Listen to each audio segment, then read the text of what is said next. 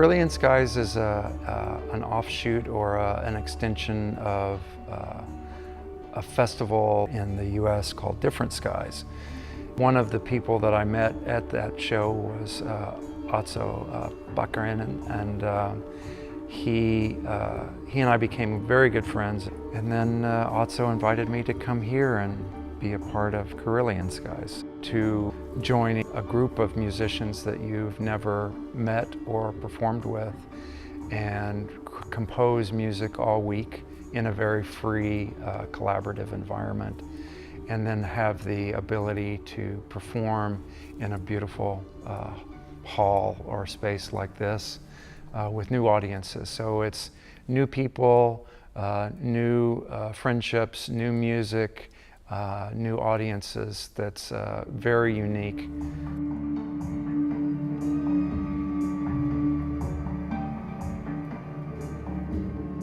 I started music as a child. My mother had a spinet piano in the house, and I would bang on it a lot.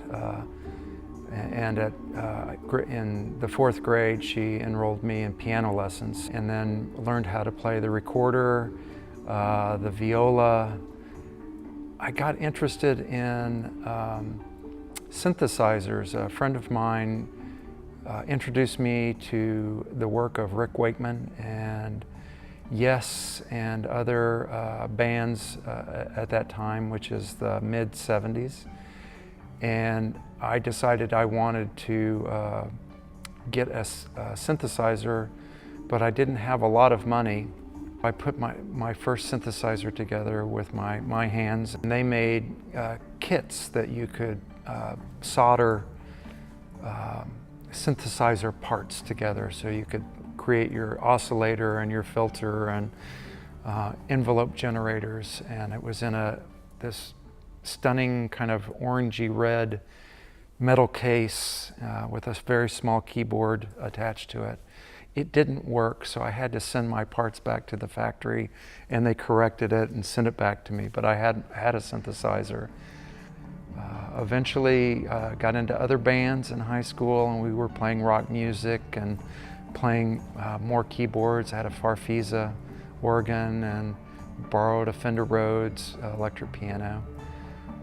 And then got into college and did a few more courses in electronic music. So kind of went in that recording, music production area. We moved to Atlanta in the late 90s, and I decided that I needed to start playing out more. And I found a musician to perform with, and that's when I really kind of got serious. So it's really been more like a second music career for me. I've kind of been building up to that point, and then I've put out many records since then and gotten lots of radio airplay.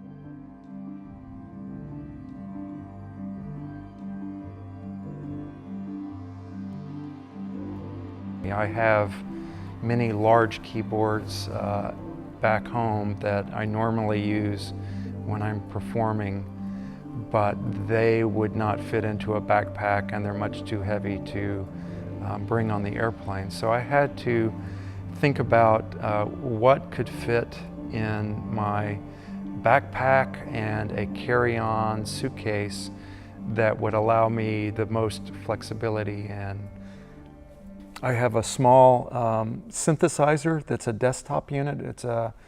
It's quite powerful in terms of the sounds that it's a Waldorf Blofeld synthesizer. And so this becomes kind of my main sound source. I'm borrowing a keyboard that controls it, and I make all of the different string sounds or space sounds, things that I would use for the most part. And then I've also brought an unusual instrument that Yamaha makes, and it's called Tenorion.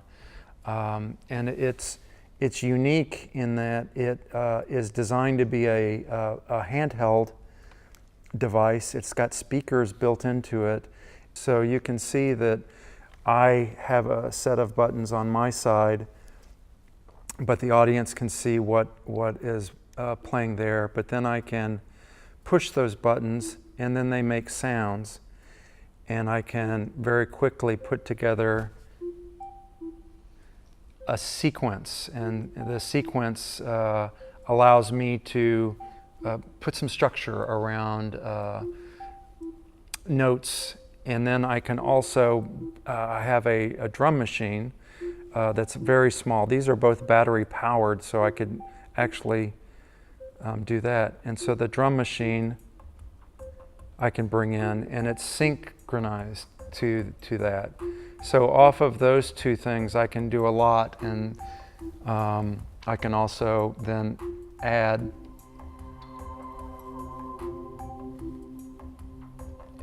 some chordal types of things. I've got a looper here, which is a TC Electronics Ditto X4, which is like two tape recorders that work together, so I can put some sound into it and then put a different set of sound, and they mix together. And I'll use this to establish some drone or underscore just some basic sounds that you can build on top. And then the last thing that I put together was the melodica, the Hohner melodica, which is a reed instrument. It's like a harmonica, except that it has a keyboard on it.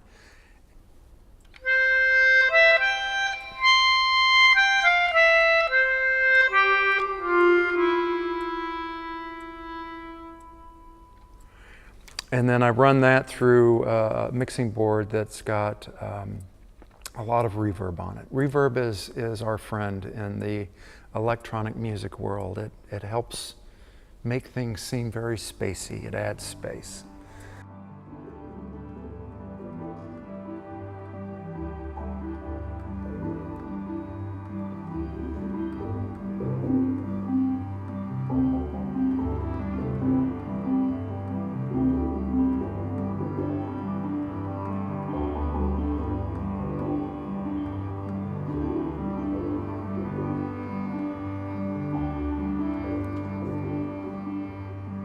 The process of making music in this type of situation is somewhat akin, I think of it in a similar way to jazz music, or even in the United States, the bluegrass or Americana music. A lot of that is also improvised. Celtic music has that tradition of people that are used to playing their instruments, but also in listening to others and responding to that as like a conversation. So it does take a unique set of skills. You have to be familiar with your equipment so that it's not slowing you down, so that you can respond and craft sounds that work in kind of an orchestral way. At one minute you may be the percussionist, and the next minute you may be the flautist, or somebody else may be strings, but then become, a whole horn section. And so you have to kind of give and take and allow space for those different sounds, but also then the melodies that people are producing. It's just very interesting. You're not limited. You can do anything, but you also want to be tasteful and respond and make something that then you could at least write down to say, oh, that was in that key, and we kind of, it was a slow tempo, or it had this feel to it. So we have to remember some of this stuff because we'll have to play it at the end of the week. We had some people playing horn parts and other people playing synthesizer parts, but they were going back and forth. We had somebody playing an electronic wind instrument, which is like a saxophone-looking device, but it allows breath to go into it. But the sound that was coming out were voices. And so there was this almost singing happening. And so I was trying to put things that were more supportive of that and became very Indian sounding. It's already been more than worth it. Just the first day has been really extraordinary in terms of the music that we were making yesterday. So I'm really excited for the rest of the week.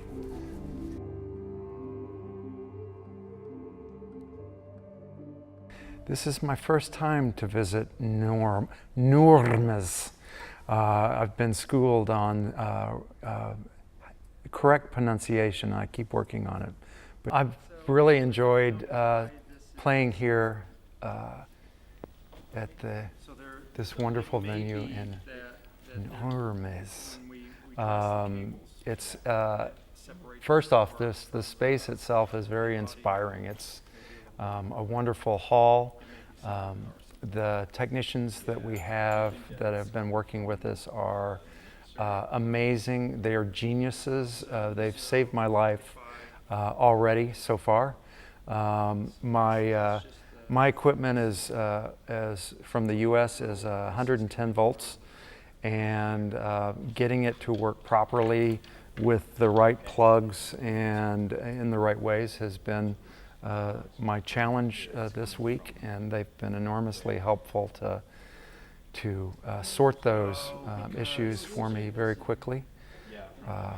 We've had wonderful lunches and food, and again, the friendships that we're making are just incredible. So it's been great.